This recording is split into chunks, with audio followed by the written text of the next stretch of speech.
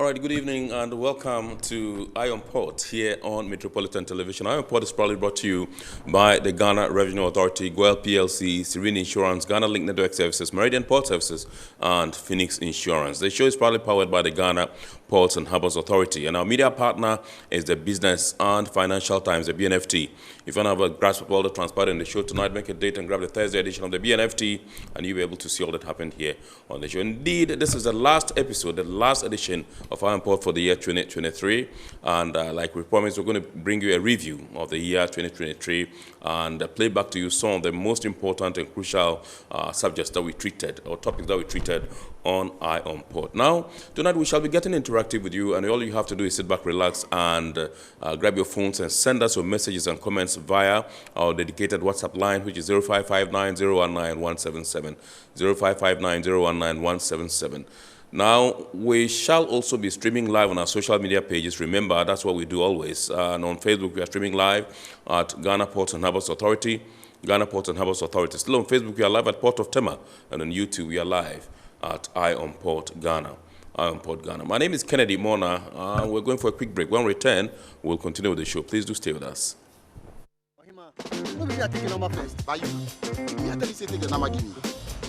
Guys, now I'm tired. I'll go on a date with whoever gets here first. Princess, really? Okay, I come. Shut up! Mame, Philip, thank you. Boss, fill my tank with Super XP Ron 95. Well up with Super XP Ron 95 and Diesel XP high performance products from Goel.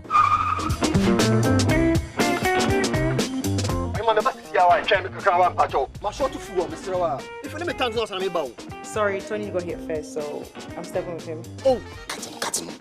Hey, go for mommy.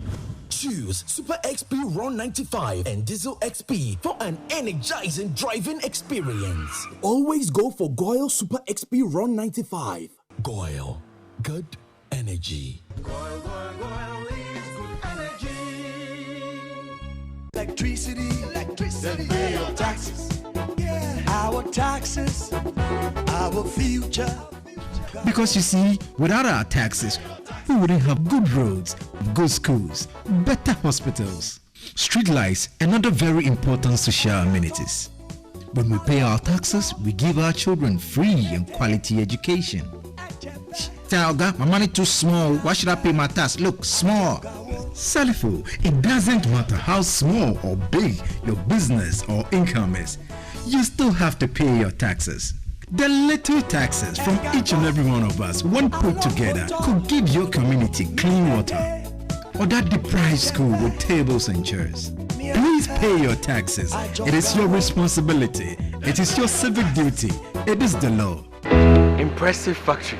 If only I had listened to you, I wouldn't have been in this mess. That devastating fire virtually wiped out the whole factory and my warehouse. Remember my misfortunes last year? Serene Insurance Asset All Risk Fire policy that I took were there to pay for my damaged stocks in the warehouse. And my machines that were affected by the floods have been replaced. My accident vehicle is back on the road thanks to Serene Insurance Motor Policy. Currently, my goods are on the high seas, covered with their marine cargo insurance policy. I was just telling Ajima about Serene Insurance. Oh, Ajima, tell him more. As a road contractor, I make sure I do my contractors all risk insurance for the projects and then workers' compensation for all the workers on site. With Serene Insurance, they will make sure they will cover your unknown tomorrow today. Serene Insurance, a new face of insurance. Call us now.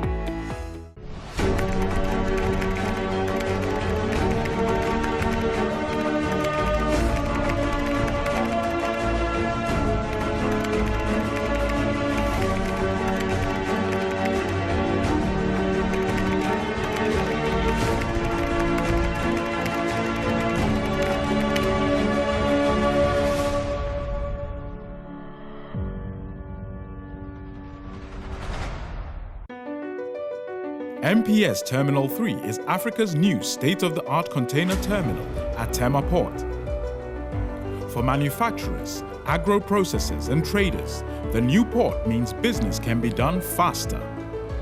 This infrastructure boost will improve Ghana's port handling capacity, connect more trading routes, and oil the engine of growth for the economy, creating greater opportunities across all sectors as Africa's markets merge and become the largest trading bloc globally. MPS, we connect, you thrive. Business and life can be like the sea sometimes. Sometimes serene, sometimes calm, sometimes turbulent, and at times it brings the unexpected. However it is like, trust Phoenix Insurance for your home, car, business, and marine insurance needs. Call 0302 246 319 or 0243 690 492. At Phoenix, you experience a delightful service delivered with wisdom.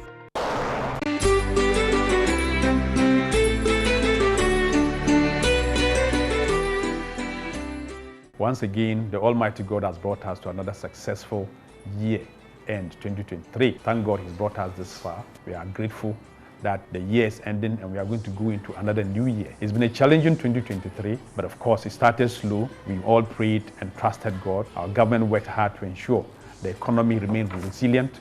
We've seen improvements down the year, and I think that we are ending the year with at least some amount of traffic, though it will not be hitting exactly the records we have set for ourselves. But we thank God. We have every reason to be grateful to the Almighty God. We are looking forward to 2024 with better hopes, expecting the economy to pick up, for trade to grow through our ports. Ghana, I want to use this opportunity to express my sincere gratitude on behalf of the board and management to all staff of Ghana Ports and Harbours Authority for your hard work that has resulted in the progress we've made so far. Of course, all the major trading organizations, public, private, and partners, we are very grateful. We are looking forward to going to next year more prosperous than this year. And we can't do that without forgetting God, our Creator. So let's continue to thank Him and trust Him and pray that He'll give us a 2024 full of prosperity, full of good health, full of happiness and progress down into the end of 20. So that next year, 2024, by this time, we'll have good reason to be saying thank you to Him again and looking forward to a better future. Merry Christmas and a very, very, very, very prosperous New Year. We won't go until we get some, so bring some.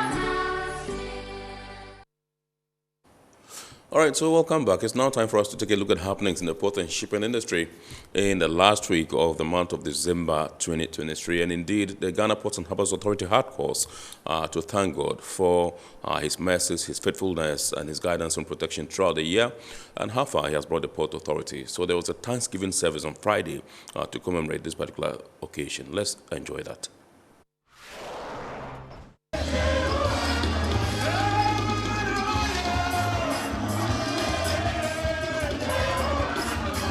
The management and staff of the Ghana Ports and Harbours Authority have once again ended the year with a Thanksgiving service to celebrate God's faithfulness all year round. The praise-filled ceremony was also an opportunity for the workforce to seek God's mercies and guidance in the year 2024. The director of Port Tema, Sandro Poku, said, despite an economically challenging year, the Port Authority was able to rise above the storm. In fact, the first 6 months were very, very low. As of January 2022, January to November, we have done 18.3 million tons of cargo. But this year, as of November ending, we've done 16.9 million tons of cargo. It has been difficult, but in all that we say thank you to God, but because GPHA did not sink, we are still afloat. The director of port revealed that the authority has procured new machinery as part of initiatives to retool the port of Tema to improve productivity.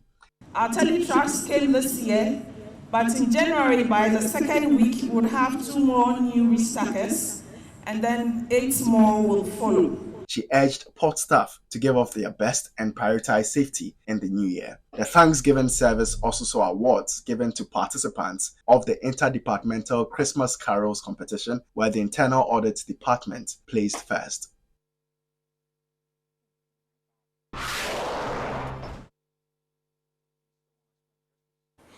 All right, it's now time for some international port and shipping news.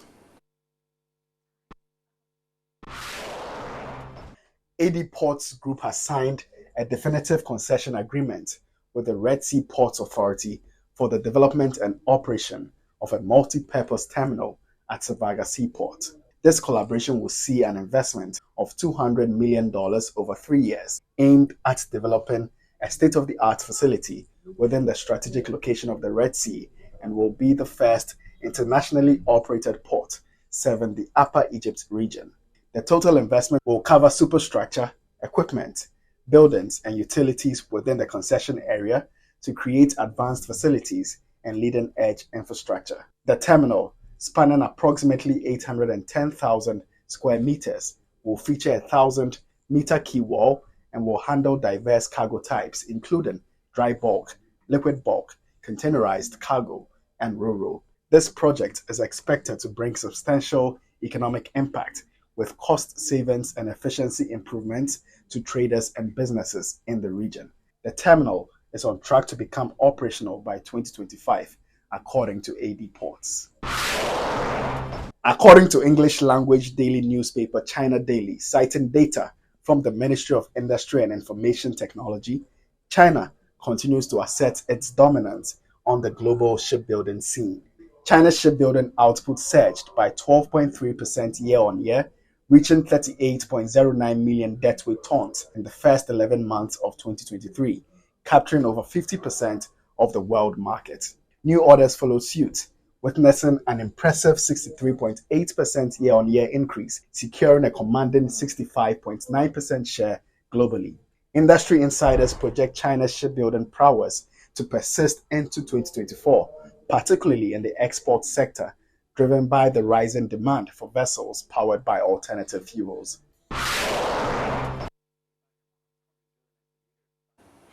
All right, so welcome back. It's now time for the word or phrase of the day. Remember, the word or phrase of the day has been fashioned to bring you up to speed with the terminologies, jargons, and keywords we use in this shipping industry. Today's word is multi-purpose terminal. Multi-purpose terminal.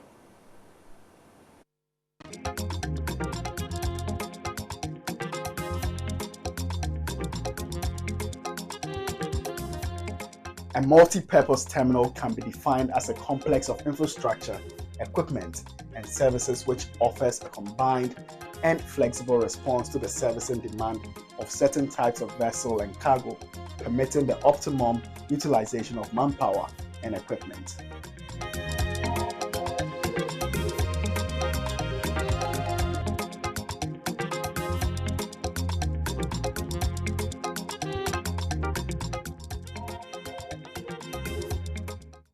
All right, so welcome back. You would have heard in my intro that tonight we are going to bring you a recapitulation of all that we did in the year 2023. We're highlighting some of the major and crucial topics that we discussed in the course of the year for today. And that's how we want to conclude the last edition of Iron Port here on Metropolitan Television. We've put together a beautiful piece that you can't resist. Please enjoy.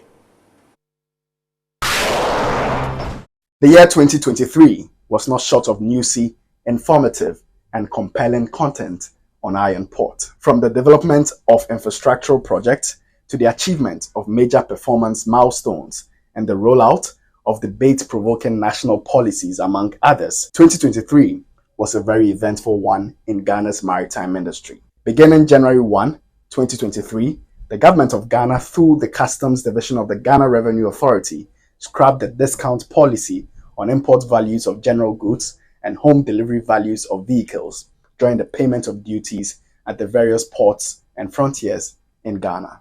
You work on behalf of your clients as the importers. They bring these things in, and you go and then pick them out for them. And so you perhaps or automatically were those that were directly benefiting from the discounts when it was in place.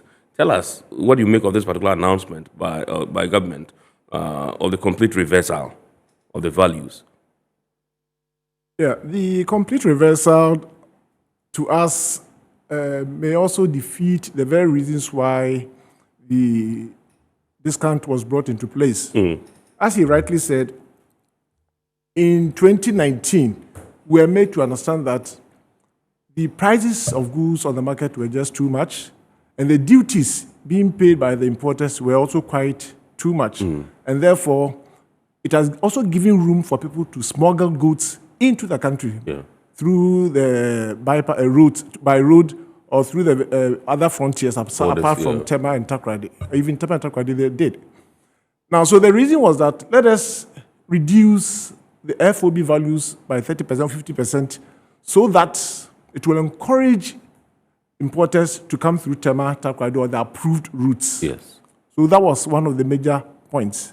The other point was that because the duties were just too high, goods on the market were equally very high. And therefore, let us reduce the FOB values so that importers or the wholesalers or the retailers will be able to sell their goods at reasonable prices. Right. And the other issue was about fake invoices and invoices.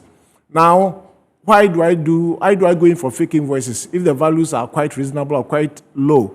So let us not stretch it too much.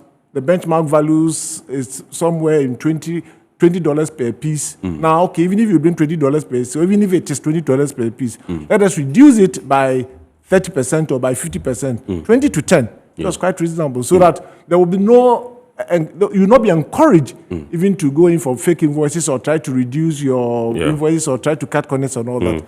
So these were some of the reasons that the government gave, and at the end of the day, we expect facilitation of trade if things have been made reasonable for the importers. The issue is that, as you rightly again said, on the market, where the reduction reflecting on the price of goods, the popular answer was about no.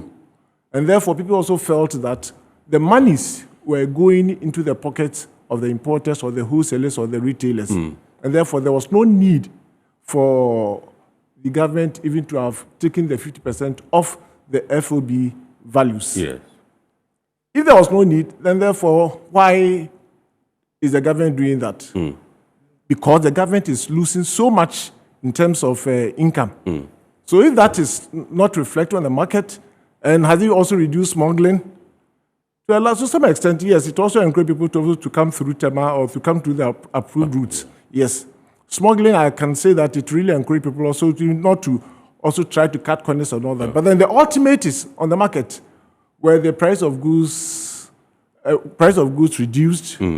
Now, the importers again also give reasons that aside the duty that they were paying, the depreciation of the cedi and some other factors were also contributing to the high price of goods on the market. And therefore, not only the duties, but then other factors also contributed. So the 50% had been swallowed, as it were. And therefore, we came back to square one. So that has been the history of this benchmark discount values. So I just want to find out from you whether you think that with a complete reversal, the tendency for people to begin to cut corners again is high. Yes. You see, with a complete reversal, there are some goods that even if you increase by 20%, 30%, the demand will still be. You have the elastic demand and the inelastic demand. The demand will still be there. There are some goods, so even if you increase by 1% again, you will not have patronage. And again, to some of these importers or wholesalers are also absorbing the 30% is part of their profit. Now, it means that a reduction in the profit levels of these importers. Now, are they prepared to swallow that part as part of their profit, or they will have to increase the cost of goods on the market? Right. Also, a 110% increment in the rates charged for freight forwarding services in the country was agreed and began implementation. I said I was going to come to you and find out whether you are satisfied with the rates that you've arrived at, and if you will, walk us through some of the rates. I also have a very, very funny question. Do you share these rates with your clients? Oh, okay. All right. Let me begin with that. Yes. We do share with our clients, because we always want to be transparent with the client, to build confidence. And then that is what, it even creates loyalty and honesty trust, between us. Yes, so we do share with our clients. Right. But using the 2016 tariff as a reference, in fact, we proposed a certain percentage increase, of course, and that was what we really fought for. Because 2016, as he said, dollar was 3.9, and now dollar 11% going. If you look at the margin, it's over 300%. And so why don't we then go for 250% increase? because even the tariff as we have today. But the dollar has further come down now. Oh no, it's we were looking 8, at the time of the negotiation. negotiations. Okay. Yes, it was 11. Okay. Inflation was 40.4 as against 17.5 in 2016. And so even fuel prices. Okay, so putting all these together, then the best we could have gone was for 250%. And again, the rates, even as we have today, is going to last for 2 more years, of which economic, activities and the uncertainties are there being expected. And so then we needed more. But I'm sure most shippers appreciate the kind of service we render. Getting goods out of the port, if you scale all the activities that get goods out of the port, freight forwarder offers about 70%, if not over, of these activities. Your microphone. Okay? Because we do pre-arrival, activities are there that we perform. When the cargo arrives, there are activities that we perform. And then post-arrival, when the cargo has arrived and even cleared, activities that we perform. Right. And so we really assessing the intensity of these services, then we need more percentage. But then, as I said, there's an adage that where a place that gives you daily bread, you don't destroy the place. Or the golden hen that lays the golden eggs, obviously you cannot strangle or kill it. And so that's where we had engagement. There are a lot of disagreements. And I must say that this was most hectic negotiation process that really was subjected to. Still in January, the 17th extraordinary session of the General Assembly of the Maritime Organization of West and Central Africa, MOCA, was held in Accra, Ghana. The 3-day meeting, which brought together ministers of member states and high-level technical experts and advisors, was essentially used to give consideration and adopt a MOCA-IMO joint action plan that seeks to contribute to strengthening of the maritime economy in the region. In February, GPHA's Marine Operations Unit liaised with the Ghana Navy in an oil spill response drill as part of Ghana's participation in the 2023 edition of Obangami Express, a multinational maritime exercise in the Gulf of Guinea. On corruption in the maritime sector, Vivek Menon, an Associate Director Global Operations and Industry Engagement of the Maritime Anti-Corruption Network, revealed plans to initiate the Collective Action Project in Ghana, following the success the project chalked in Nigeria. In your opening speech at the Vessel Clearance Workshop, which was in Ghana here, you noted that evidence-based methods of analyzing corruption risks are key in your agenda. Vivek, can you tell us about this? And what are some of the data-driven research that your outfit has come up with or encountered in your dealings so far? Yeah, thank you for that question, and it's an important one. Many of us must be familiar with the perception-based indices that are available globally on countries.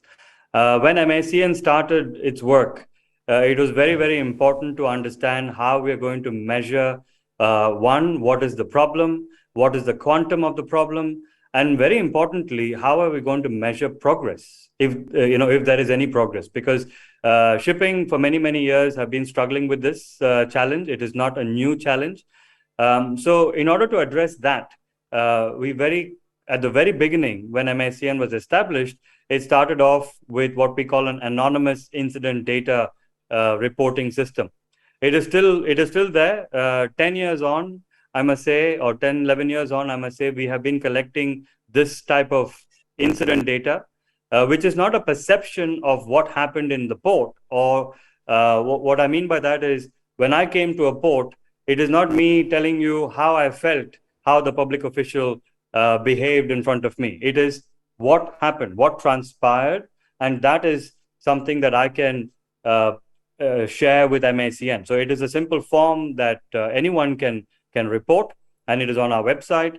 And today, over the last 10 to 11 years, we've been collecting data, and we have more than 53,000 incidents reported all across the globe. It covers, if I'm correct, almost 150 countries, close to 1,200 ports. So we have data from all over the world where it shows that no country is immune to this challenge. No port is immune to this challenge. And there is a slide that we normally share. You can actually see the dots all across the globe where these problems are reported. And it looks like a pandemic that never went away with no vaccination shot, unfortunately. Maritime consultant and legal practitioner Dr. Emmanuel Kofimbia made a passionate appeal to government to take a critical look at the development of Ghana's blue economy to provide a more permanent economic buffer to the nation's perennial hardship. I dare say that the blue economy has the capacity or ability to give some respite, perhaps to countries that are reeling under serious economic hardship, and maybe developing countries in general. Yeah.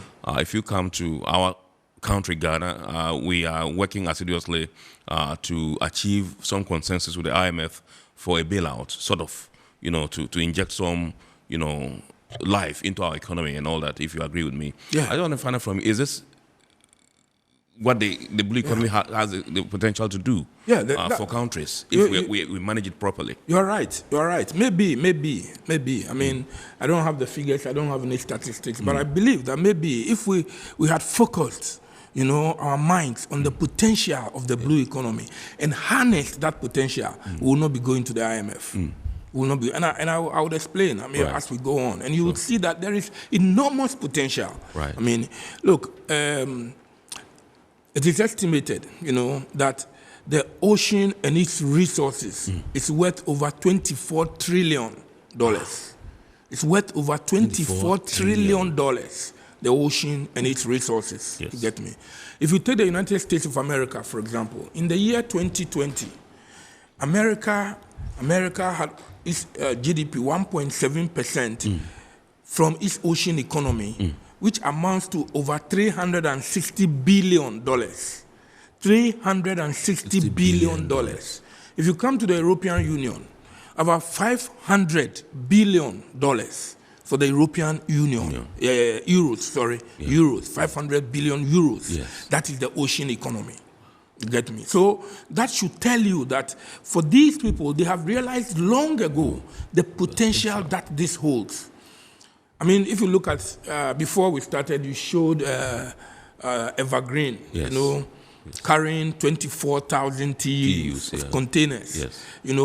To have a ship in a place that will displace a certain amount of water cannot be anywhere than in the oceans. Absolutely. You get me? So when we talk about the potential of the oceans, we are not looking at it in the narrow sense of what do we get from the oceans. No. But you are looking at it because the ocean exists. What can I create? So someone knows that I can build a ship that can carry 24,000 TEUs. Building that ship is an economy. Absolutely. It's an economy. There is no doubt about it. 24,000 containers. 24,000 TEUs. And if you take Asia, they control about 70% of the production of our ships. So they build 70% of the ships that come out there. Why would not their economies grow? But it's all related to the oceans. So when we talk about the blue economy, we don't look at it in the narrow sense of the word. We look at it in the broader sense in terms of the complementarities, in terms of the synergies that it will help to create. All right, so can we zoom into the key areas that we can look at in terms of our economy that can be harnessed, for the good of this country? It is important to mention that when we are looking at the potential, we are looking in terms of maybe one major thing like the port of Tema. And out of the port of Tema, you are aware you create maybe the shipping harbor, you create the shipyard and dry dock, the cocoa processing factory, Valco, other industries, all of them that then relate to the port. In fact, it is that combination of things which benefits one from the other that I refer to as the blue cluster. The blue cluster. So I use the terminology, the blue cluster approach, to relate to using the sea as a fulcrum. And therefore, as a center point. Right. And with that center point, you generate an economy around various things. Right. I've used Tema as an example. Right. For example, if we take our Atuabo, you get me? If we develop Atuabo, what do we intend it to be? Is it only a gas plant and that is all? Yeah. But there are other complementarities that can come from Atuabo. Right. And therefore, our thinking, our perception should not be limited only to Atuabo. But then, what other industries can flow from there and benefit from the gas resources that you are tapping from the sea? If you take, we are taking upstream oil. Yes. To what extent do we break it down to maybe midstream and downstream? Because until you do that, then the benefits that are derivable from the blue economy are not derived. Yes. You get me? So it's important for you, even at the stage of planning, to know that, yes, I'm going to take my oil and gas resources from the seabed, but even as I take my oil and gas resources, what other things do I put in place such that I can realize the potential of the blue economy? Right. It's very important. So you are taking oil and gas, but that is not the end. Right. Once you get the oil and gas, you move from upstream to midstream to downstream. And then you see what industries can relate to this. And consequently, all of this have synergies which they create for the benefit of the oil and gas industry. If you don't harness that potential and you take your oil from the belly of the sea and then you pump it into tanks and they drive it away, you are losing the potential that the blue economy generates. You know, and that is key for us. And that is why I said we must be thinking beyond just harnessing the product, but what other complementarities, what other synergies does it give us? In March, the freight forwarding fraternity kicked against government's intended policy to allow the self-declaring of goods by importers without recourse to customs house agents, demanding clarity. Why are we worried about this? In fact, if you go into the trade facilitation agreement, which my brother talked about, in Article 10.6, this is what it says, and that is the reason why we're coming up with this. Okay, so in 10.6, it says that, it talks about the use of the customs broker. It says, without prejudice to the important policy concerns of some members, that's members of the WTO, that currently maintain a special role for customs brokers, which is us. Yes. From the entry into force of this agreement, members shall not introduce the mandatory use of customs brokers. So the agreement is saying that, look, once this goes into force, although some countries have, clearing agents, and they have made special, arrangements for them, it shouldn't be mandatory for anybody to say that, look, any country to say that, look, mandatorily go through a customs broker before you clear. So, no big deal. That has found expression in our laws, in the Act 891 of Customs. Right. Okay? Okay. But here comes That's 2015. Exactly. Yes. So in the Act 891, so that has found expression. How did they find expression? We have self-declarance. So there are companies now who actually do clearing without coming through the freight forwarder. Because all you need to do, like my brother said, you need to go through the processes as in the law. Right. If you look at the LI 2248 that you talked about, sections 40, regulations 19 to 33 will tell you all about how you have to license, how you have to.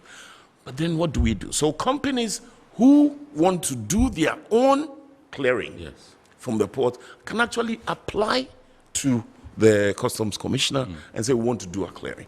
They need to make sure that that company at least has an employee, one employee who has a customs certification. The reason is that you need to make sure that these people can actually do customs business. And so what do we do to get into this position? It means that for us, you have to be trained, you have to be certified, you have to be licensed, you have to be bonded, you have to go through all the police checks to make sure that you are fit to do what? Customs business. How are we going to do this now if you want individuals to just go in?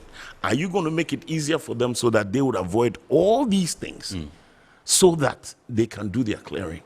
So be it. Look, even the legal, if you go to the court, you could always walk in and say, look, you want to defend yourself. But the judges sitting there know that, look, hey, they would even try to push to find what? To get you a lawyer to it, because they know you do not know the basics. And trust me, mother, what we do there is not a joke. Yeah. Okay? The systems that have been put in place and all that you have to, the kind of training that we go through to qualify to do that is not easy. In efforts to maximize efficiency at the port of Tema, the Meridian Port Services, in collaboration with the Ghana Ports and Harbours Authority, constructed a Harbourcraft jetty at the Terminal 3 in the port of Tema. The Harbourcraft jetty was created primarily to reduce vessel idle time at the terminal in order to improve vessel turnaround time in the port. In April, importers of agro-imports called for government, through the Ministry of Finance, to urgently heed to their request of granting special tax exemption on the importation of their products so they can enjoy some respite in the process to clear their goods from the port. Indeed, later in the year, the Minister of Finance announced that government will grant exemptions on the importation of agricultural machinery and equipment. It's been a whole year of hustle and tussling, and we've been on this same platform a couple of times to talk about the need for government to implement the tax exemptions. Well, this came up, our quest for government to grant the tax exemptions came up last year when somewhere in September 22nd or 12th, government passed the Tax Exemptions Act, 2022 Act 1083. And in that Tax Exemptions Act, agri-inputs were not captured. And that would mean that this year, whoever was bringing in agri-inputs into the country would have to pay all the port charges, including the duty, which increased the cost of inputs exorbitantly. And this had a lot of significant impact on food security and the cost of inputs as well.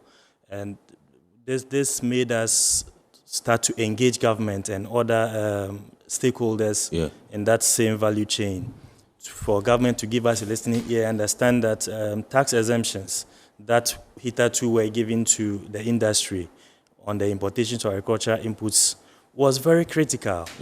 And listening to the finance minister present the budget, and as you rightly mentioned on number 7, I think, point 7, VII. Yes. He has mentioned that they will give tax exemptions to agri-inputs, and this came, this was like music to the ears of us and then the majority of the importers across the country. Majority of your companies? Yes. CropLife, how many companies do you have under your belt? Currently, CropLife, we have about 23 companies and still counting, and all these companies are into manufacture, importation and distribution of crop protection products and fertilizers as well. Crop protection products, as we know, are pesticides. Yes. And they also import other agri-equipment such as machinery, seeds, and other tools as such. So this was really music to the ears of our companies, and then all those into the agricultural value chain, because they know how significant this is going to be, a game changer in the food security initiatives of this country. This has become very important because if you just in June this year, government launched the Planting for Food and Job Phase 2. Yes. And as it is, agriculture in Ghana here contributes to about 38.3% of the workforce. Yes. You know, and that is huge. 38.3% of the workforce. And it's contributed to about 20% of GDP for the last 6 years, from 2017 to 2022.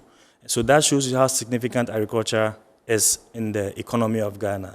And before you can achieve all these things, inputs has to be given priority. Right. When input is accessible and available, then you can increase productivity and then achieve the food security that we've all been looking out for. The Tax Exemptions Act still exists, which was launched last year. That's the Act 2022-1083. And we still want to push government to include agri-inputs explicitly in the Exemptions Act. Right. Because once it's not included, so that we don't come back the year after again to talk about exemptions again. Because now government has agreed through the Ministry of Finance to grant these tax exemptions for agri-inputs. So as Oliver Twist, we appreciate government's commitment towards the exemptions, and this is going to have a very big impact on food security initiatives as we speak, heading towards next season. Calls for the revival of now defunct state-owned Black Star Line resurfaced on Iron Port. Mr. Ajimai, I want to draw us a bit, backwards a bit, and I want to use MV Adobia, if you heard about it. Come again. I want to give an example about MV Adobia. This was a feeder vessel that was acquired by Stanley Aholu, who is also in the industry. He's a legal practitioner and he's an entrepreneur as well. And this was a feeder vessel that traversed the West African sub-region, picking cargo from one destination to the other and all that. But it was short-lived. Yeah. He didn't live long. Yes. I mean, he tried something on his own as a Ghanaian. Yes. Perhaps on a very small scale. And this didn't work. But we're looking at the broader picture, the bigger picture. Yeah. Establishing a national carrier in the shipping industry. How easy do you think this would be? If I may add a little to what my senior said, and probably disagree a little with him. Right. When it comes to the PPP agreement, yes. I think that's the way to go. My only challenge, or where I disagree with him, is where we may involve foreigners. I'm not against foreign investment, right? But I think for the purpose of national pride, we should be able to trust the Ghanaian to be able to do something. So there should be a PPP agreement, being Ghanaian. That's my only point. Ghanaian. Yes, only Ghanaian. Government can own a portion, then other Ghanaian investors can own a portion. I don't subscribe to the idea of BOT, build, operate, and transfer, because in most of those agreements, it doesn't favor Ghanaians. So the Ghanaians that are supposed to acquire technical knowledge and skills will end up not getting it. And then the contract is over, then we need to extend it because they've not gotten the required expertise. Yeah. So that is my little challenge. But I think the PPP should be the way to go. And the terms should be transparent. It should be more favorable to the Ghanaian. That's my point about that. Now, coming back to the issue of somebody tried to do it. Exactly, yes. When we were off camera, I was speaking to my senior. And then he told me jokingly that I can see you have a lot of interest in Ethiopia. That's what he told me. And I said, yes, I have a lot of interest in Ethiopia because I think it's a model for shipping company, national or state shipping company. When you got to Ethiopia in 1964, that's when they started their operation. As you speak today, they have well over 400 vessels. Wow. Ethiopia. Wow. You go online, you see it. They have over 300 cargo vessels. They have about 84 or more oil vessels. How did Ethiopia do it? Transparency, commitment, government support. In similar fashion, spirited appeals for youth development and employment in the maritime industry were made on the show. We have graduates that are being churned out, from various institutions, across the country in the shipping industry. The foremost is the Regional Maritime University and all that. And most of the time, you find people, running after you whenever they hear there's an event here or there, trying to get connected and trying to get people to receive their CVs and all that in terms of their quest to get job placements in some of these institutions. I just want to find out from you whether you would want to share with us some of the things that we should be doing in terms of creating jobs to assimilate or to accommodate, so to speak, some of these graduates that we churn out almost on a yearly basis. Yeah. I think that the first step is to breed a new generation of entrepreneurs in the maritime industry as the next generation of job creators, right? We normally think of it in a limited sense, that we have to have, companies and industries ready to absorb these young people as they graduate. And that is true, but we must also look at breeding entrepreneurs who themselves can also create jobs in blue economy sectors. And that's one of the things that the Gulf of Guinea Maritime Institute is passionate about. We are not just looking at equipping young people with the skills that they need to work in maritime industry, in the maritime industry, but we are also looking at it from a holistic point of view, that we need them to be entrepreneurs in the space. And I think another Another important thing is to generate an understanding of how other career paths also lead back to the ocean, right? So let's just take, for instance, the fact that we might have some young persons who might be passionate about the ocean. Perhaps they end up working in an accounting firm, right? There are still ways that they can meaningfully contribute to the advancement of the blue economy. There are things that they can do on the side besides their full-time regular jobs to carve their very own niche in ocean sectors.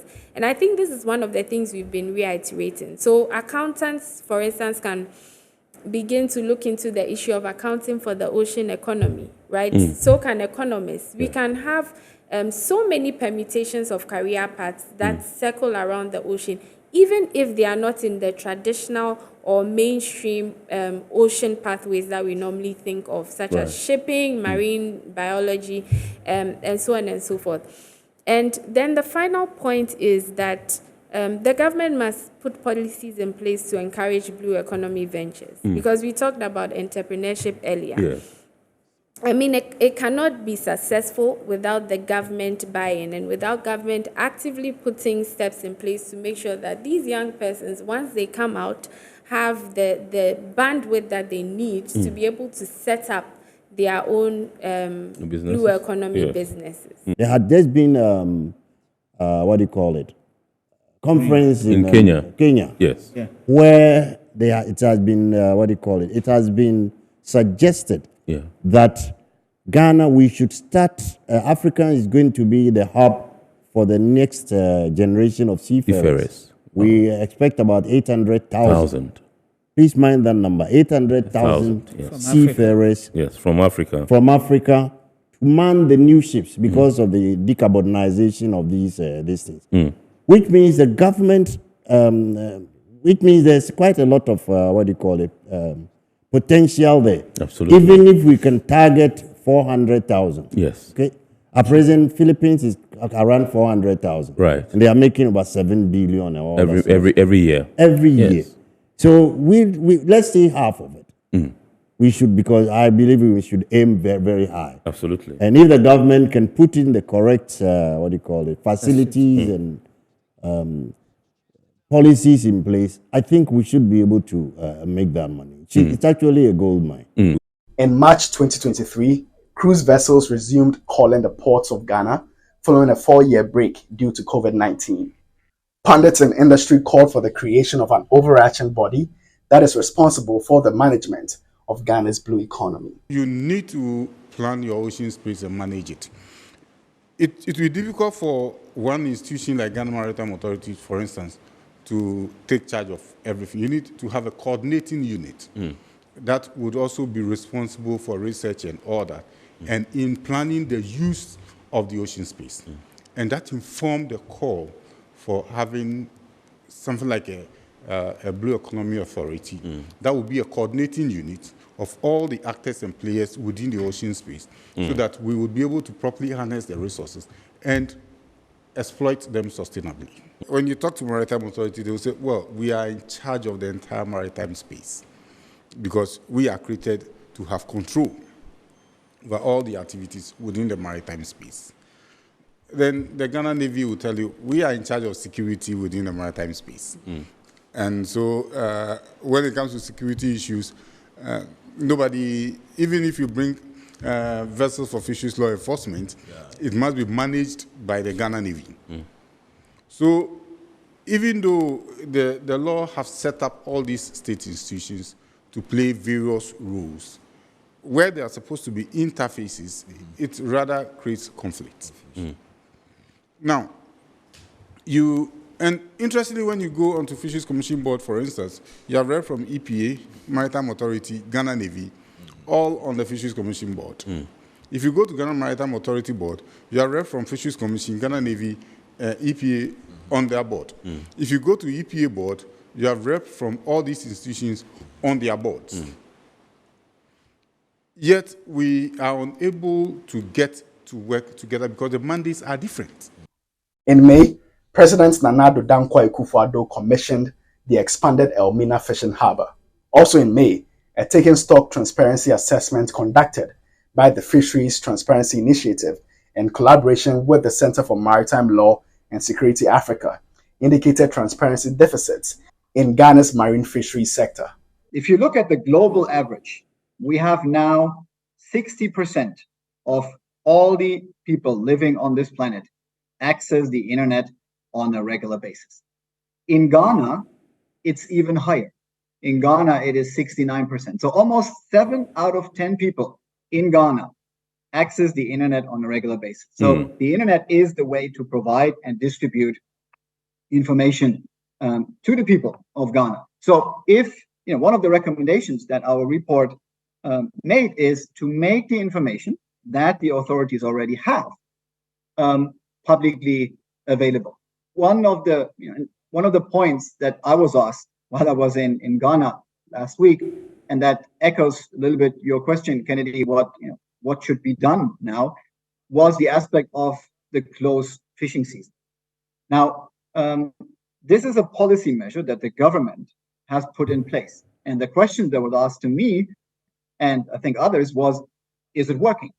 Now, it's certainly not our job to say, whether certain management aspects are working in a particular country. But even if I wanted to, I could not answer this particular question, because the government has reports that look at how successful was the closed fishing season on the biodiversity of the targeted fish species.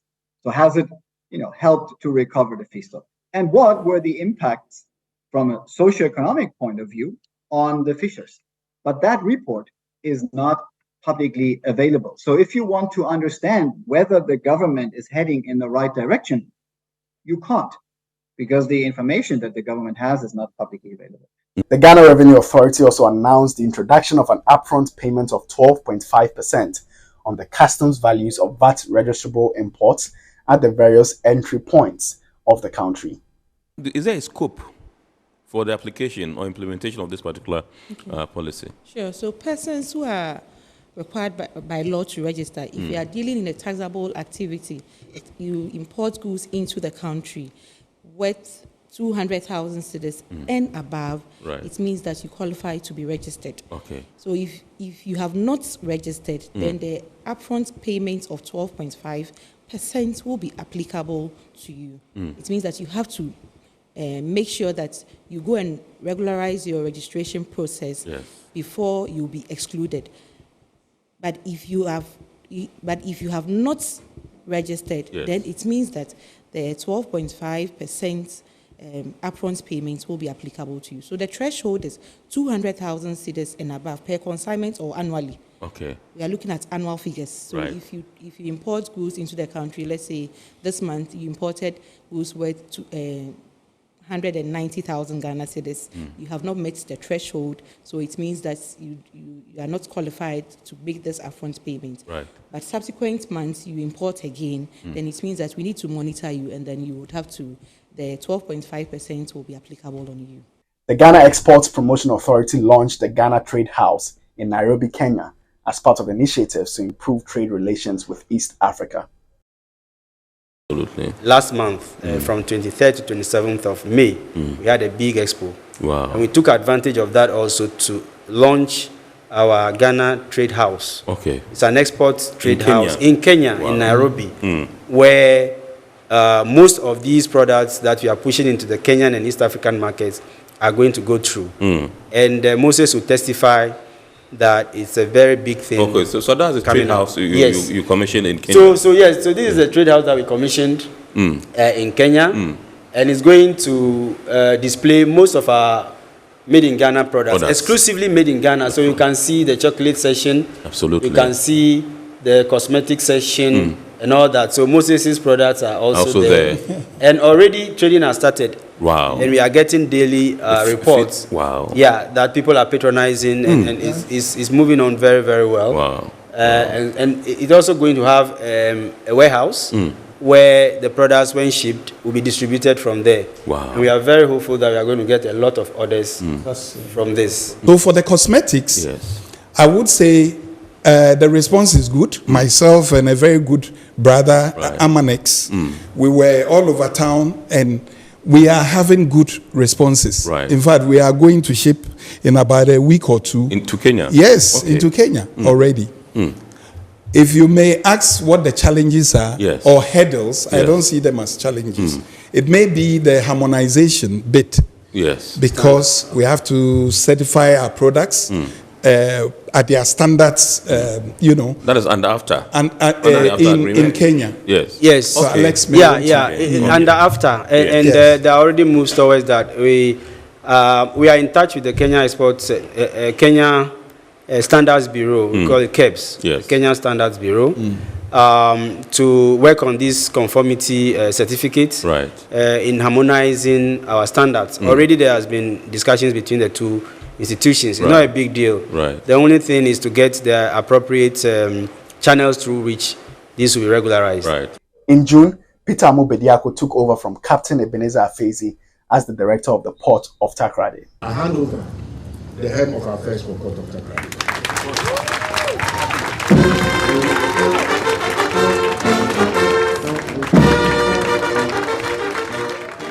The maiden edition of the National Blue Economy Summit, aimed at mobilizing transformative ocean action to achieve the Sustainable Development Goals, was also held in June 2023. In the aftermath of the Blue Economy Summit, experts called for a science-based ocean management approach for Ghana's blue economy. This vast resource, a mixture of lack of technology, a mixture of our culture and other things, and then the unavailability of funds, resources, logistics. And my brother mentioned research vessel. In fact, if you go to other universities and other parts of the world, as he said, even a small university department has got a research vessel and all that. Yeah, we haven't got. Okay, our department, for instance, I'm representing academia, and we are the mother of all departments that have been that have offshoot all the other departments studying oceanography and fisheries. We're established since 1988. In fact, by statute, 1962, and later started programs in 1988. I started teaching in 1997.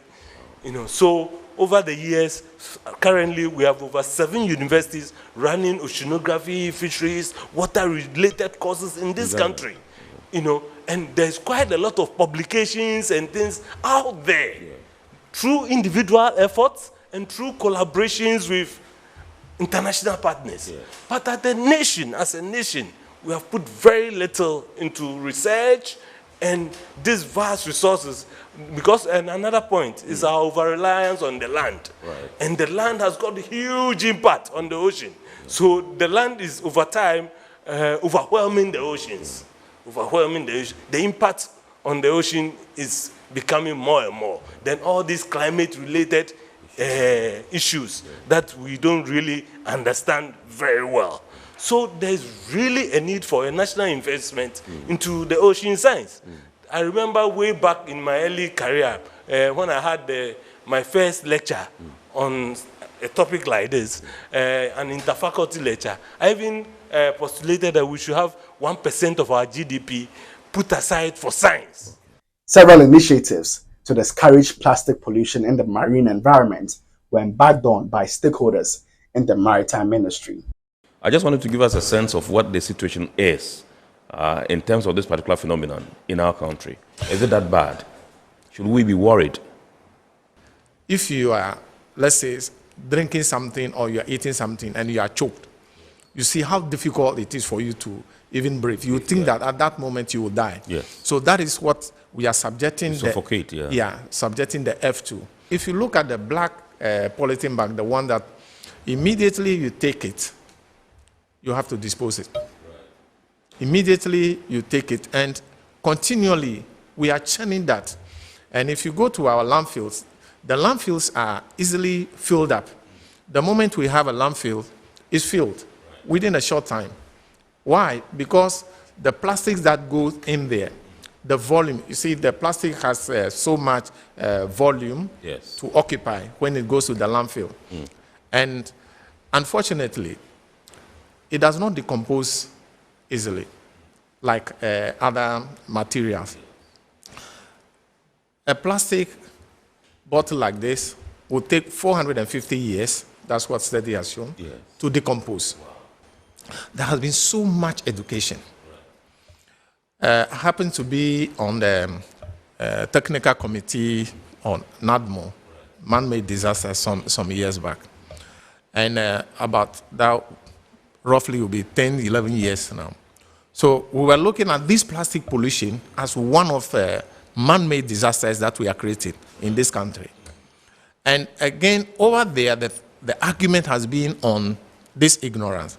And all the time we say we need to educate. So let's say 10 years from that time, can we still hold on to the ignorance argument?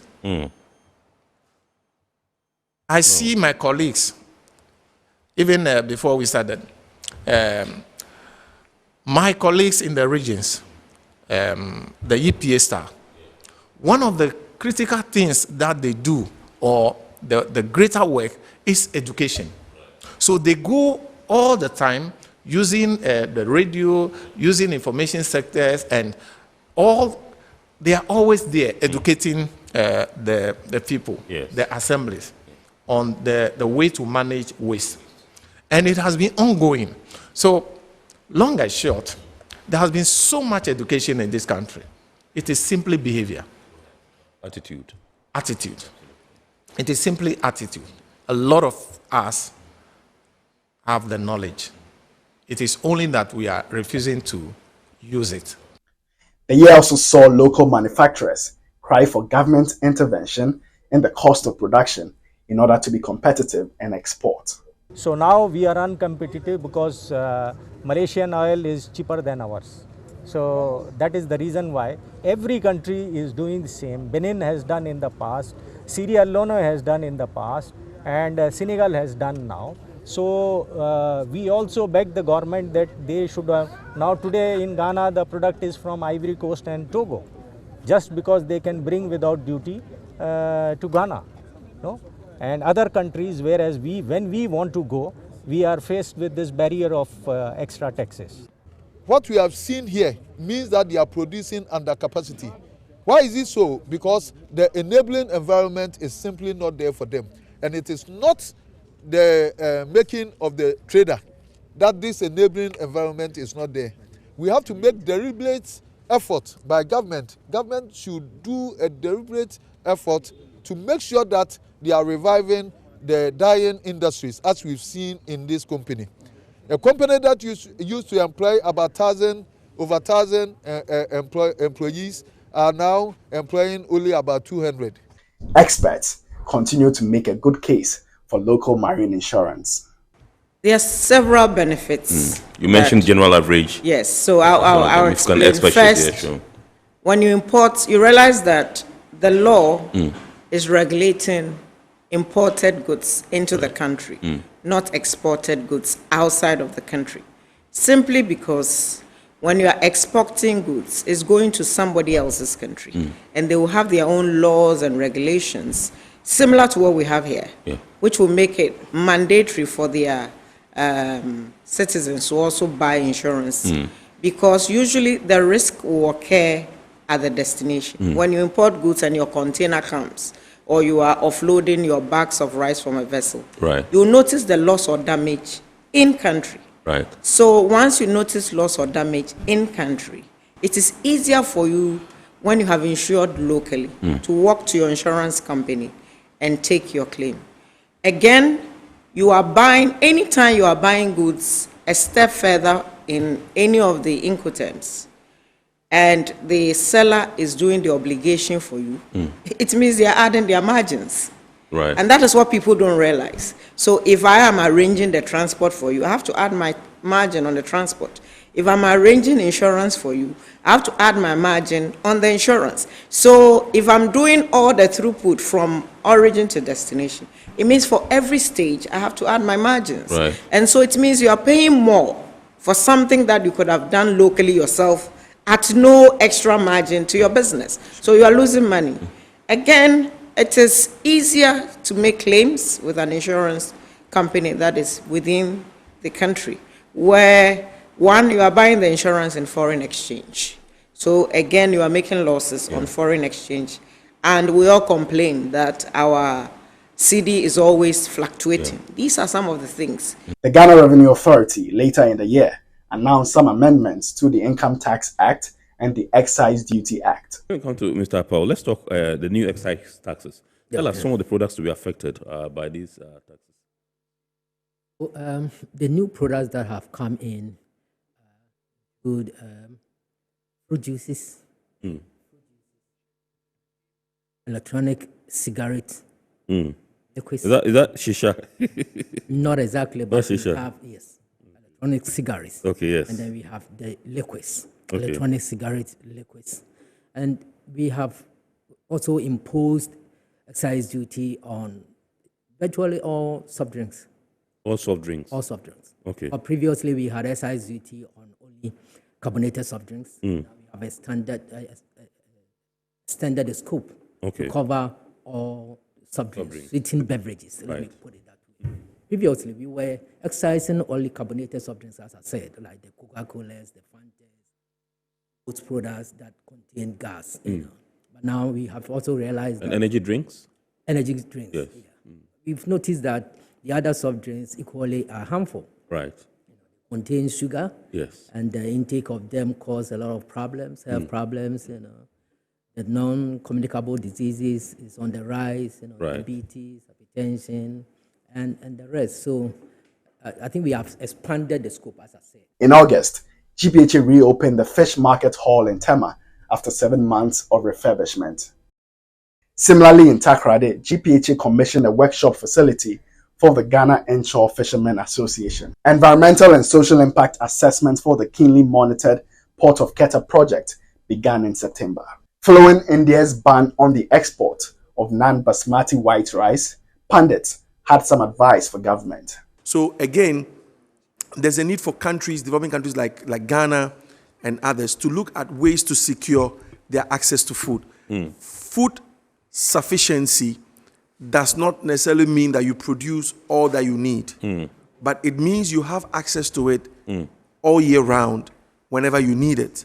And so it is important for us to begin to think about the strategies to do that. Yes. I think the challenges on the production side have been enumerated. Yes. But it doesn't mean that you cannot go ahead to work on your production, because production is the beginning. I do think that we have capacity to expand production. There are already government initiatives that have gone on, planting for food and jobs, that went on for a while. There's been subsidy for rice. Farmer Morrison has mentioned initiative to support multiplication of seeds and things like that for rice sector. I think those should be pursued aggressively. Number two, I think we should look at increasing irrigated rice production. I've seen irrigated rice production in Esuchari. Some are coming up in the Nasia, Nabugu area, very much supported. So those things should be expanded. Right. Those other support services that are needed to drive rice production should also continue. I'm talking about access to finance, that banks and all kinds of financial institutions should begin to look at innovative ways to support the rice production industry, especially those commercial banks that, you know, have high interest. He mentioned smart guarantees, the use of guarantees established by GESAL, Ghana Incentive Risk System, which is supporting banks to be able to support agricultural sector. So these are things that for Ghana we should continue to do. I'm just saying that it should be accelerated. We should have a strategy. The rice strategy, which was 2008, of course, that kind of was almost enhanced by the planting for food and jobs. But we need a new strategy. To retool the port of Tema and boost productivity, GPHA added a set of 27 tele-trucks and 2 cranes to its fleet. This was strengthened by 2 80-ton state-of-the-art tugboats, which were named after 2 former directors general. Maritime Port Services will later on take delivery of 3 ship-to-shore and 12 rubber-tie gantry cranes at the Terminal 3. During the commissioning ceremony, President Nana Akufo-Addo cut sword for the second phase of Tema Port Expansion Project, which encompasses the paving of an expansive 270,000 square meter area, expanding the terminal's footprints from 100 hectares to an impressive 127 hectares. Chief Executive Officer of MPS, Mohammed Samara, in an exclusive with Iron Port, revealed that Tema will be the first port of call in West Africa for major shipping lines. Right. We have attracted trade between China and some countries that have challenges that could not take the big ship, where the big ship came to us, and then we transshipped the cargo to neighboring, ports. Yes. That's one. But also one big thing, trade between China and Brazil. The West Africa run from the Far East had a capacity, and one of the lines decided that, why not fill it up with Brazilian cargo? Instead of having a service to go to Brazil, I'll bring it to West Africa, and the cross-Atlantic service will pick from West Africa sends to Brazil. So we've created here, an intercontinental hub. Another line, they were exporting citrus fruits, for example, from Cape Town in South Africa to Europe. And they have a service coming from the Middle East around the Cape, and they have a service that comes from Europe, and both crisscross in Tema. So then the Middle East via Cape service picked up the orange containers into Tema, dropped it, and a day later, the Europe service docked in Tema. We loaded it with the citrus that came from Cape Town to take to Europe. So we became, again, a hub for Europe here. This model was never done because of port capabilities, because of depth, size of vessels, etc., etc. And at the moment, we have signed up for a complete, service, 2 feeder vessels, weekly service into Cotonou, and they swing into Lagos periodically. And to carry almost 300,000 containers per annum. And that has pushed it. And with this new service of CMA CGM, we're going to see some big transshipment, because this mega ship is going to come to Tema, cannot go to the smaller ports, going to go to Likki in Nigeria, then from there to Abidjan, and then out. So basically there's 3 ports of call. So the other ports, where are they going to transship for? Tema will be the ideal situation, because we are the first port of call. We have the draft, we have the capabilities that the ship can lighten up in Tema.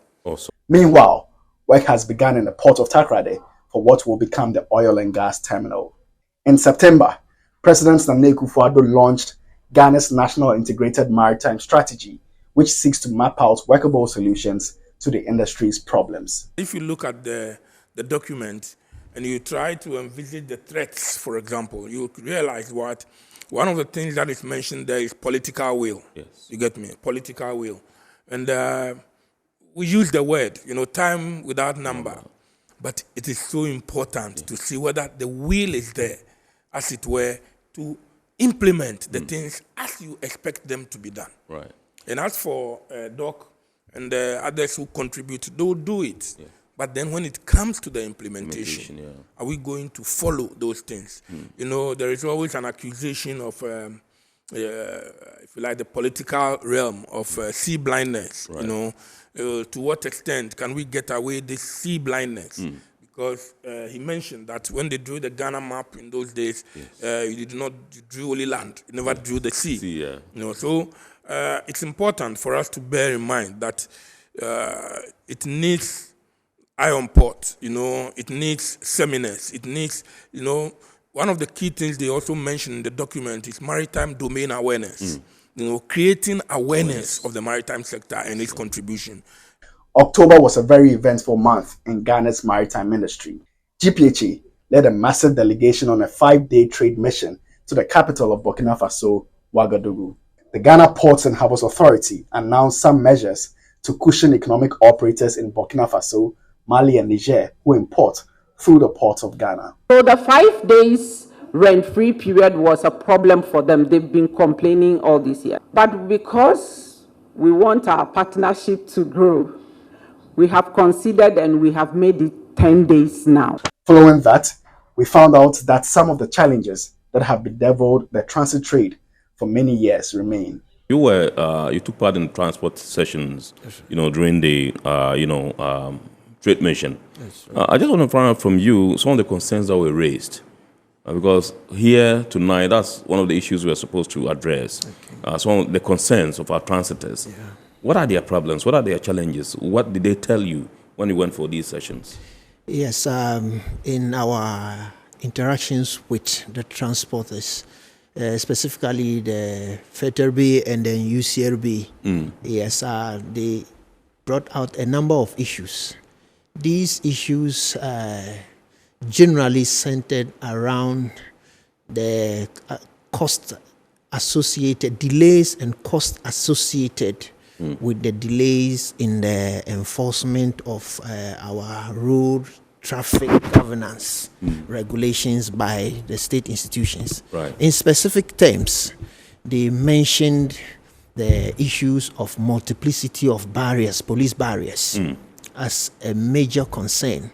In one of our conversations, one participant even mentioned as many as 80 barriers on the corridor from Tema to Paga.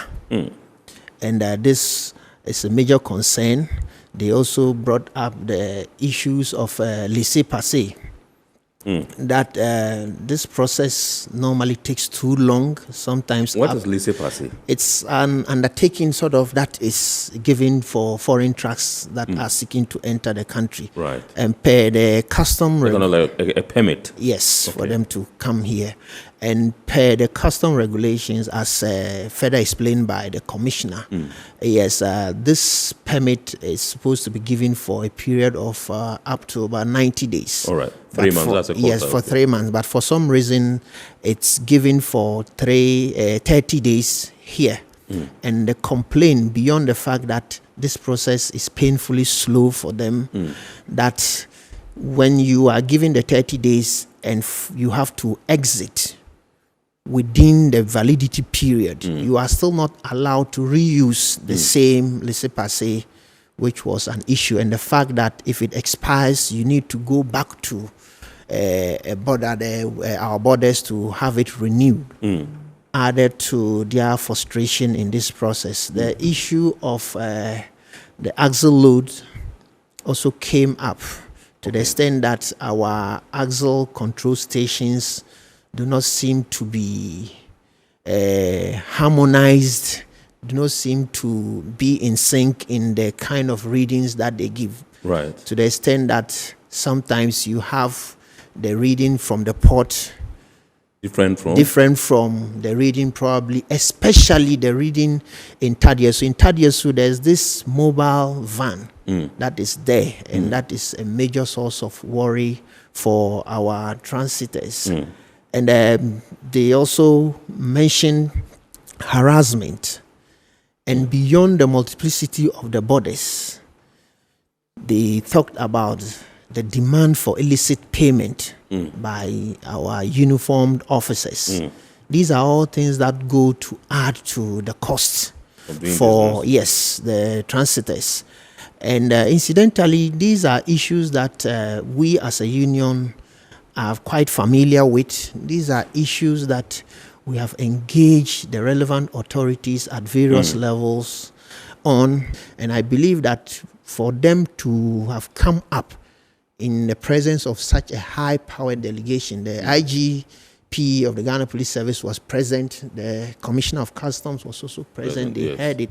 So those of us who go for such discussions, we think this has given us a fresh opportunity to further tweak the arrangement to ensure that we take away these bottlenecks. Right. Because once these things are taken care of, you can be sure that we will definitely be the leading transit hub in the sub-region. In a related development, following the obstacles that emerged out of the military coup in Niger, experts called for non-disruptive interventions at the Niger border in promotion of cross-border trade. I did some research about the volumes of trade that are coming mainly in and out of Niger. Right. Based on the World Bank's which supported. And I came out with the following figure, because it's good to put things into perspective. Absolutely. We're talking about onion, maybe there's also livestock. Yes. We're talking about the inflow from Niger to Ghana, right? But there's also outflows, which means that Niger, Burkina, and Mali being by definition landlocked countries, they will be completely relying on their land borders for the trade in and out of the country. Absolutely. So no one country in itself is an island. And in this case, if we take the example of Niger, their total exports amount to about $500 million annually, which means a monthly of 42 million. And then their total imports are about 2.1 billion annually. So they have a total of about 2.6 billion in and out going in, right? But that is trade in goods and in services. Now, I selected out of that total the animal trade and the food trade, which is of most interest in our case. In the case of animal trade, they have about $11.3 million of annual exports and then 61.9 million of annual imports. So it means they also import as much, close to 6 times as much as they export. And that brings it to about $6 million roughly of monthly animal trade. And then the figure for food trade is even higher because they have about $118 million of monthly food trade.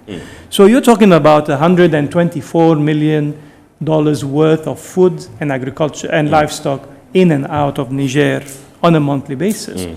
That is very highly disruptive for a country. And now you are no longer talking only about trade, because the discussion and the conversation has shifted horizontally more towards food security. Because, trade is about creating economic opportunities and bringing in the necessities and then creating this kind of virtuous cycle where you can create economic opportunity for people, and then you can grow your economy, and then you can grow your way into prosperity. But now, because of border closures in some countries across West Africa for various reasons, maybe in this case we're talking about Niger, but a while ago there was a pandemic that shut all of the borders within West Africa. Throughout the past 3 years, there were other countries where there was destabilization of the regimes, and then the borders were closed for a while. So this certainly affects the type of trade, and it also affects the situation not only from a trade dimension. We also have to think about the food security dimension. We have to think about the economic opportunities, especially at the border communities.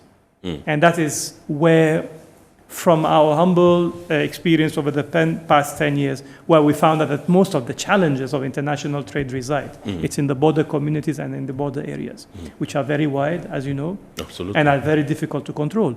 So whether it is a sustainable drive to keep borders closed to achieve a certain objective, whether technical issues or non-technical issues, it remains to be seen whether it can be effective or not.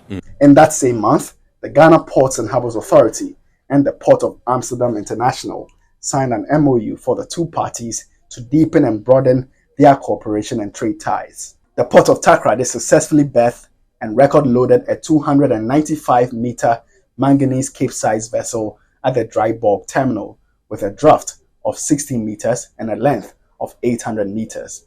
Later on, the navies of Spain, France, Italy, and India visited the port of Tema for a maritime exercise. There, the ambassador of the EU to Ghana, Ershad Razali, disclosed that piracy in the Gulf of Guinea has reduced by 90%. It's about fighting piracy, and the figures are very, very, very good, because the figures of incidents have decreased 90%. This is as well to support countries like Ghana to fight against irregular fishing, because we know how the fish is depleted due to irregular fishing. The ambassador joined Iron Port to share more about Europe's support in the fight against maritime insecurities in the Gulf of Guinea. That same month, the leadership of the Regional Maritime University told Iron Port about a $146 million modernization project for the school. Later in the year, government suspended an import restriction bill to allow for broader consultation following general disapproval. Traders shared their thoughts on Iron Port. Let me begin with you and find out from you what your initial reaction was when you heard that government had decided to, as it were, suspend the LI that would have, made us, how this import restriction bill come into effect. Well, thank you. Good question. I would say that my immediate reaction was that this is very good news, or for that matter, victory to the common man. It is victory to that teacher, victory to that laborer, victory to the mason, victory to the one the politician called the grassroots person. Because clearly, if this particular LI was passed, it is the grassroots that would have been seriously affected by the rise in prices of goods as a result of the monopoly that would have been created by the LI. So it was a serious victory for the ordinary Ghanaian, because clearly when we rose up, myself and my colleague, Dr. Obin, vigorously fighting on this, it was not from a selfish point of view. It was for the common man, because we are on the ground daily. We interact with them. We interact with the maid. We interact with the driver. We interact with that orphan, and with that we interact with those widows. We interact with the ordinary people who struggle daily to find even just one meal. And we look at the prices of goods in the market. A box of local chicken of about 10 kilos being about 1,300 cedis, and the imported one being about 360. Whichever be the case, none is cheap, considering the level of incomes of the ordinary Ghanaian. This LI was never meant to serve the interests of any Ghanaian, and will never serve the interests of any Ghanaian, because law trying to circumvent the natural workings of the invisible hand of the market has never worked to the best interest of the ordinary person. It has always worked to the interest of the modeler, the one who models such program, because it leads to a lot of corruption and rent seeking. So, Kennedy, let me say my initial comment is that this was just victory for every Ghanaian who cares to be aware of the intricacies of this LI and the repercussions that it would have bred if it came on board. In December, 7 trains were transshipped through the port of Tema to Congo, demonstrating the port's capability to handle unconventional cargo. Also in December, the president launched Ghana's electric vehicle policy at the UN Climate Change Conference in Dubai. The policy details strategies Ghana is taking to encourage the importation and use of electric vehicles in the country. All right, so that was a recapitulation of all that happened here on Iron Port in the year 2023. It's just a summary of some of the major topics that we've treated on Iron Port here on Metropolitan Television. Remember, this is the last edition of the show for the year 2023. We want to thank you so much for being a part of Iron Port from day one and from the beginning of the year. We would at this juncture say a big thanks to our sponsors, Ghana Revenue Authority, GWEL PLC, Serene Insurance, Ghana Link Network Services, Meridian Port Services, and indeed Phoenix Insurance. Remember, the show is proudly powered by the Ghana Ports and Harbours Authority. We cannot leave out our esteemed resource persons who have always obliged us as and when we call on them.